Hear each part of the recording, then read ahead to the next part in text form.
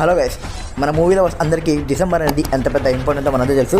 ఎందుకంటే ఈ మంత్న అయితే 2 భారీ సినిమాలు అయితే రిలీజ్ అవబోతుంది. సో అదంతా తెలుసు ఏంటో.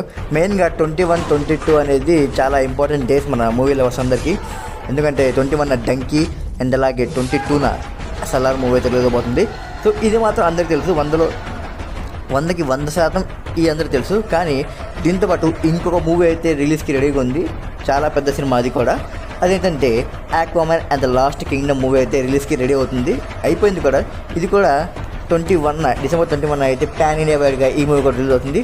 సో నాకు తెలిసినంత మొత్తానికి కలెక్షన్స్లో హ్యూజ్ డ్రాప్ అయితే కనిపిస్తుంది. ఎందుకంటే ఫారిన్ కంట్రీస్లో, యూఎస్లో అలా ఎక్కువ చోట్ల కూడా చాలామంది మల్టీప్లెక్స్లో కూడా ఆక్వామన్ కూడా చాలా షోస్ అయితే వేశారు.